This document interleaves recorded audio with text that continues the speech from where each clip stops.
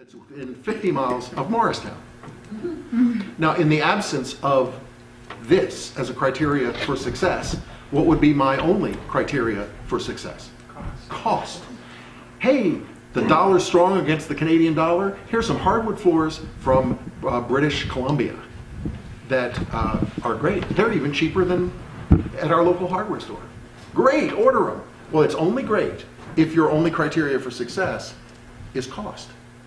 And this, by the way, is why our society has so many problems, is the externalities of cost they disappear, right?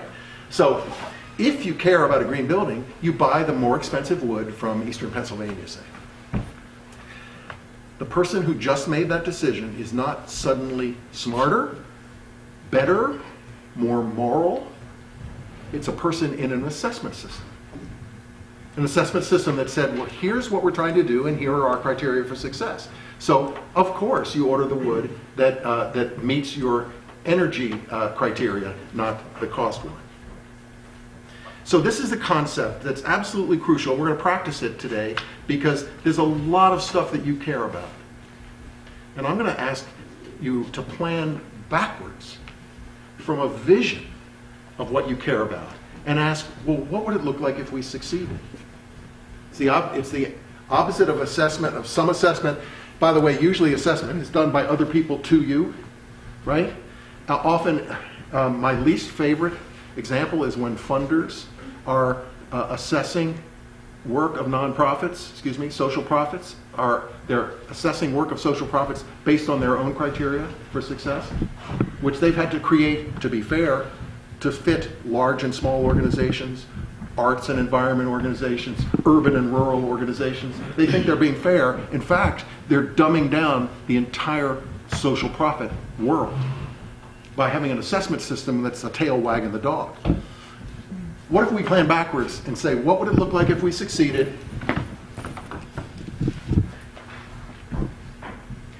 And I just want to be sure that I want to illustrate the difference between planning ahead and planning backwards. How many of you routinely use the phrase planning backwards? Not that many. Not that many. It used to be nobody ever, when I started doing this some time ago, I'd ask that and nobody, planning backwards, they go, how can you do that? Now I frequently find half the room is raising their hand for planning backwards. I think it's a mental model. It's one of the things that if we put it in the file drawer, everything changes, right? You understand I'm messing around with your file drawer right now. I'm just telling you what I'm doing. I'm trying to put stuff in there that you would have access to that I think can help you and your organizations and the people you serve. What's the difference between planning ahead and planning backwards? Well, let's say that I want to throw a dinner party for my best friend. Well, let me find out, verify when his birthday is, and save the date, be sure he's available, and then make sure the other crowd of us are available. I'm saving the date. That's planning ahead.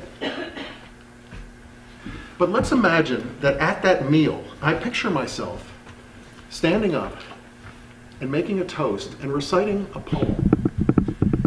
And it's a poet that I know my friend wrote his thesis on in college. And the poem is about friendship. It's about long-term friendship. I have to plan backwards in order to pull that off. I have to find the poem. I have to memorize it.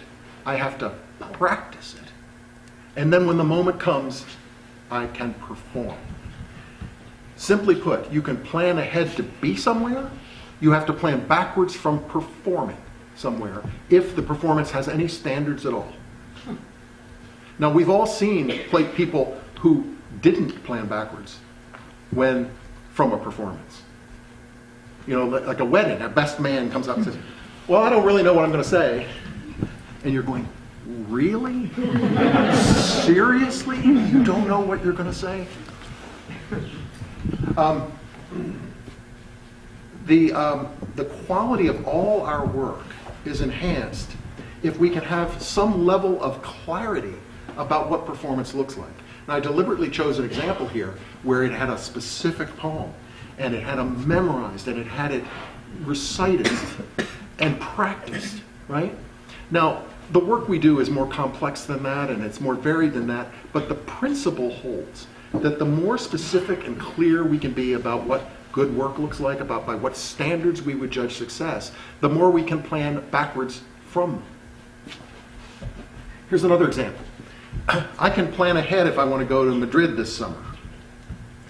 But let's imagine part of my vision of myself in Europe is to not be another American who expects everybody to speak English. I want to sit there in a beautiful plaza at night and order my paella in Spanish. Only problem is I don't speak Spanish. I can plan backwards from a very specific view of what I need to do and say, how do I do this? Do I find a friend who can coach me? Do I take a class? Do I find a book? Do I get a recording? Do I get Rosetta Stone? What do I do so that when the moment comes, I can be an actor in my own vision in a way where I'm going, yeah, I'm doing my own little part here for my view of the way Americans ought to be when they're